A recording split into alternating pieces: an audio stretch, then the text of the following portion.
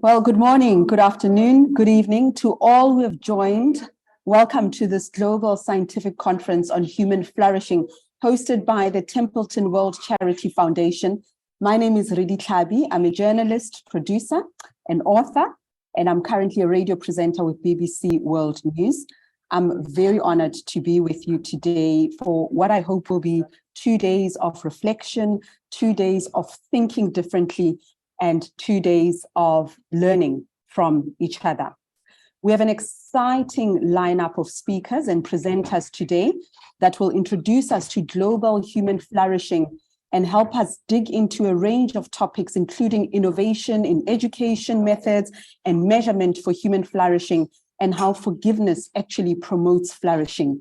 I also want to encourage everyone to visit the virtual poster hall during our breaks today and at the end of the event to learn about recent and current research at the learning edge of human flourishing science.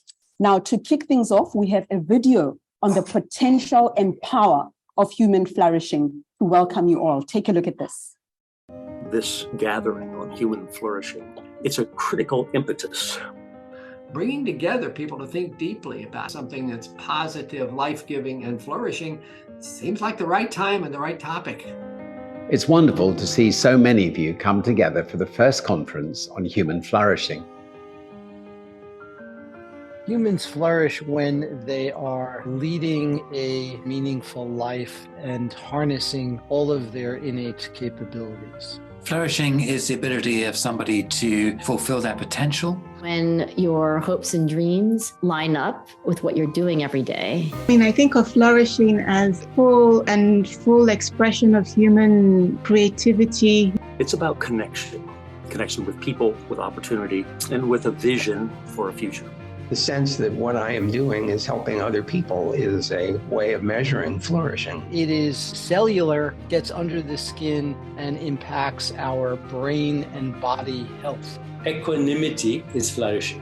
You feel no resistance, no regrets, no anticipation. I think you can describe flourishing as a life well lived.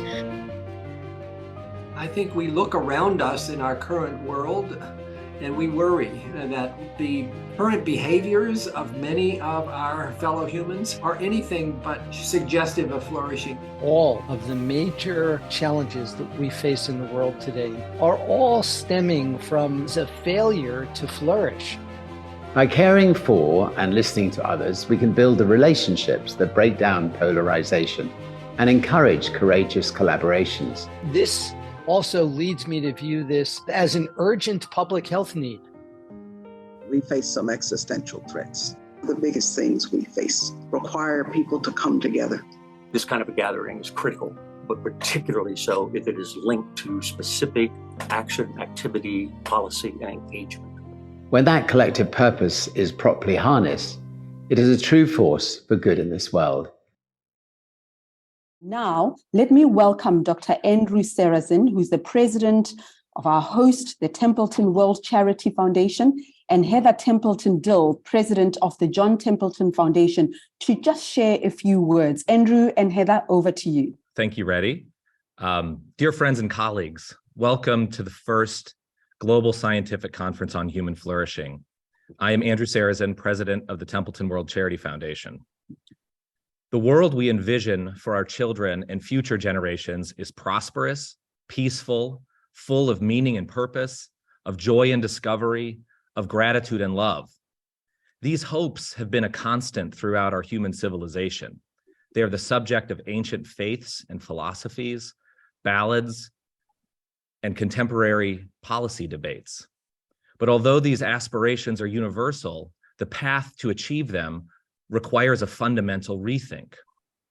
The breakthroughs that we need to solve our current global challenges, to transform our energy usage, to prevent the next pandemic, to live peaceably together in democracies, will come from people working and living together cooperatively, not just from technical wizardry or top-down legal dictates.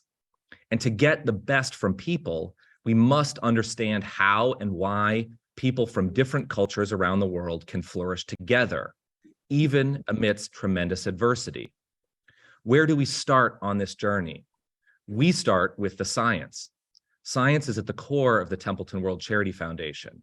We were established by Sir John Templeton in 1996 to support a diverse group of researchers to produce knowledge, develop tools, and launch innovations that make a lasting impact on human flourishing. We have committed $100 million to support projects across research, policy, and practice. And this strategy is not just about making interesting discoveries or doing intriguing research, but also to translate those discoveries into practices that can be rigorously tested and launched for the benefit of individuals, communities, and countries. This first global scientific conference on human flourishing marks a watershed moment for the field. It is the first global attempt to bring together all of those researchers, practitioners, communicators, and policymakers under one roof. And we're not alone. Dozens of philanthropists, government officials, and other funders are joining the conference as well. You'll soon hear from my colleague, Heather Templeton Dill, the president of our sister organization, the John Templeton Foundation, about why we chose this auspicious day to kick off what we hope will be a permanent fixture for the field. And throughout the 2 days, you'll also hear from 9 workshops happening at leading institutions around the globe: the Universidades de los Andes in Bogota, Colombia, Stanford University and Worldview Studios in San Francisco, Legatum Institute in Nairobi, Kenya, University of Cambridge in the UK, University of Haifa in Israel, the Inner Development Goals hosted in Kigali, Rwanda, Arizona State University, Rangyung Yishi Institute in Kathmandu, Nepal, and Baylor University here, where the Templeton World Charity Foundation is located in Nassau, the Bahamas. Our speakers represent a diversity of viewpoints, experiences, and geographies, but our ultimate goal is to translate different aspects of the science of flourishing into real, concrete action together. I know that is why I'm here, to motivate action in the real world. But why are we hosting this conference now? Well, flourishing as a societal aspiration has deep roots in our culture and history, but it is only recently that scientists have demonstrated it is possible to empirically measure and study flourishing in its different dimensions. And yet, despite this progress, we have multiple conceptual frameworks and many different answers to the question, what is human flourishing? And we'll have the opportunity to debate those views during several panels and presentations throughout the next 2 days. But most of us here agree that when humans flourish, it means we're on a journey toward a life that is holistically good, a life that goes beyond physical or mental well-being and financial security. Flourishing means a life that is well-lived, full of hope and gratitude, meaning, purpose, and transcendence. A growing scientific literature, towards which many of you here have contributed, offers powerful examples about how science can inform new interventions and new policies. One of my favorite examples is the burgeoning topic of forgiveness. Over the past 30 years, careful study of the concept of forgiveness has helped us measure some of the underlying physiological benefits of practicing this virtue by reducing anxiety, stress, and hypertension. At the same time, forgiveness is an important tool for social cohesion, which can facilitate stronger relationships, the pursuit of justice, and may lead to group reconciliation. You'll hear an intimate example of this today during our exciting session with author Cheryl Strayed and the artist Milk. Another powerful example of the dynamic link between science and action is that of gratitude. Gratitude is the natural response to benevolence, whether that benefactor is a stranger, a loved one, the planet, or the divine. Among many other benefits, gratitude has been linked to sustainability and environmental action by reducing a person's usage of limited resources. These studies show that people who experience gratitude towards nature are morally concerned and intrinsically motivated to act responsibly, and they take action more readily in their own lives. The theories and practical applications will be discussed tomorrow in our sessions on climate change and other global challenges to human flourishing. A third example relates to joy and self-worth as drivers of good health and healthcare. In Pakistan, arts and storytelling are being tested as a tool to motivate healthcare workers. In Zimbabwe, researchers are now investigating whether reduction in HIV viral load and increased compliance with medication is mediated through campaigns focused on acceptance and hope. We'll hear about the connection between human flourishing and health and well-being in an upcoming session on aging. To me, I think these different studies illustrate a new kind of paradigm for science. Instead of seeking to create external technologies, the science of human flourishing focuses on strengthening our innate capacities and scaffolding of human potential. And to me, this is science at its best: rigorous conceptual thinking combined with data, experimentation, and innovations. But we're only at the beginning of this broader exploration of the science of human flourishing, and the field is not without its blind spots. Most research conducted to date has been conducted in a very limited geographic and cultural zone, that of Western, English-speaking, higher-income countries. This leaves out the majority of the people in the world and must be corrected. I'm pleased to report that a new global study seeks to begin to change this bias. The Global Flourishing Study is a collaboration between researchers at Baylor University, Harvard University, the Gallup Organization, the Center for Open Science, and a consortium of funders, including the 3 Templeton philanthropies. This $43 million initiative will follow 240,000 individuals from 22 geographically and culturally diverse countries over 5 years. The annual data collection will track a broad range of well-being outcomes and represents an important step in creating a deep longitudinal data set that can be mined for decades to come. Today, we'll hear more about this landmark study and hear expert panelists consider what else do we need to know. This conference is also intended to be a platform to announce new initiatives. Today, I'm so pleased to announce a new request for proposals from the Templeton World Charity Foundation through our $20 million Listening and Learning in a Polarized World initiative. I think we can all agree that polarization is a critical obstacle for solving existential problems like climate change, war, and famine. TWCF will fund a series of research efforts to take a systematic look at what are the underlying mechanisms and models behind polarization that can be problematic, which mechanisms are universal, and which are culturally specific. So whether you're in Africa, Latin America, Southeast Asia, the US, or Europe, what is the same and what is different? You can learn more about this request for proposals at templetonworldcharity.org. And finally, I just want to thank all of you for joining us today. I hope you'll stay with us for the entire conference, but do make sure to check the schedule at humanflourishing.org to find the most up-to-date sessions. If you look at nothing else, join us again tomorrow at this time, where we have some very, very distinguished surprise guests that we'll be showcasing at tomorrow's opening session. We encourage you to enter comments and questions in the conference chat platform, and we'll feed questions to session moderators to enrich the discussion. I'd also like to thank our media partner, Scientific American, as well as our fantastic journalist moderators. The conference program was guided by a deep engagement from our world-class program advisory committee, including Amina Abubakar, Yuria Seladwin, David DeSteno, Bob Emmons, Mark Fabian, Matthew Lee, Michael Muthukrishna, Lori Santos, Emiliana Simon Thomas, and Rodney Smith. Now, Sir John Templeton, the founder of the 3 Templeton philanthropies, said that we are just now emerging into a blossoming time for humanity, and periods of difficult change, transition, and challenge are ripe opportunities to drive progress and to explore different ideas of what it means to thrive. And science is one of our most powerful gifts. We have not only to understand our experience, but to reimagine it for the better. We expect over 3,000 participants for this 2-day conference, which signals to me that despite the challenges we face, there exists a critical mass of engaged individuals who are committed to making a difference. We look forward to working with all of you over the next years to build this vital field and to forge a path for all humans to flourish. So now please join me in welcoming Sir John Templeton's granddaughter and president of the John Templeton Foundation, Heather Templeton Dill. Thank you, Andrew, and good day to colleagues and friends from all around the world. Today is Sir John's birthday, and I am thrilled to add my own welcome to all of you who have joined the Global Scientific Conference on Human Flourishing. Sir John's life began in the United States, in a state called Tennessee.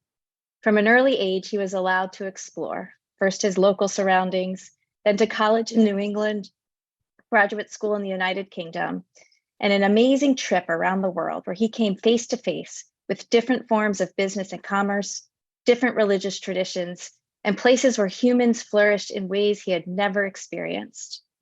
This trip around the world helped my grandfather appreciate the wisdom and insights that existed outside of the United States and outside of the West. And when he sold his mutual fund business in 1992, he dedicated himself to exploring the mysteries of the natural world and of the human spirit by creating philanthropic entities to carry out his philanthropic vision for human flourishing. Like many concepts, human flourishing is something that we need to study and to understand. There may be different ways to describe human flourishing. We need to know more about how to measure human flourishing. We need to recognize the different domains of flourishing, which include well-being across many aspects of life, including, especially for Sir John Templeton, spiritual flourishing, love, forgiveness, beauty, and purpose. It is possible to research all of these concepts.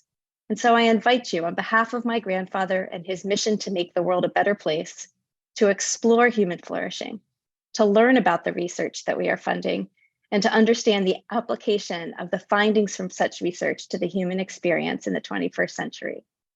Sir John said that we can help create a more meaningful and fruitful world by our thoughts, feelings, consciousness, and actions. We can reflect that inner realization of unlimited love, compassion, kindness, honesty, integrity, strength, and a sense of our purpose in life to every person, and situation in our area of experience. I hope this conference sparks more conversation, more research, and a greater commitment to human flourishing. We begin by watching the trailer to Contrarian, a documentary film about Sir John Templeton. You can find the full version at templeton.org. Thank you for joining, and thank you to Andrew Serazin and our colleagues at the Templeton World Charity Foundation for drawing attention to the science of human flourishing. When you see the many scandals in the investment world, and you see the long career of Sir John, so principled. John Templeton was honest.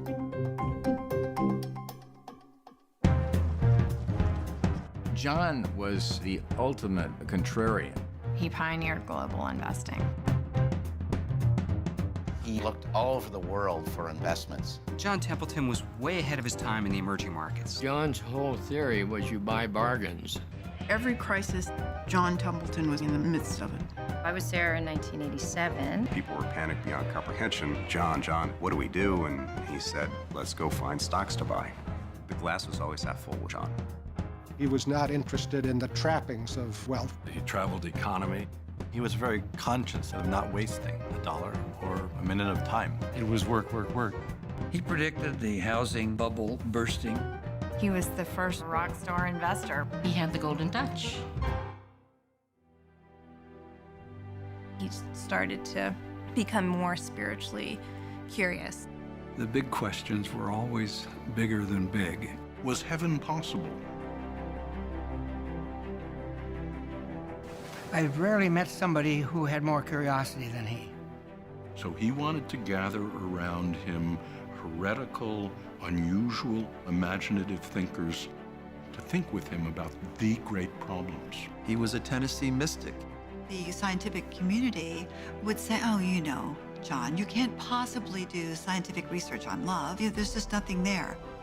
He expected some criticism. John Templeton stuck to his convictions through hell and high water. But it all boils down to that last question. Why are we here? How little we know, how eager to learn. He cared about doing something that could have a major revolutionary effect. He will never be forgotten, and he will never be outdone.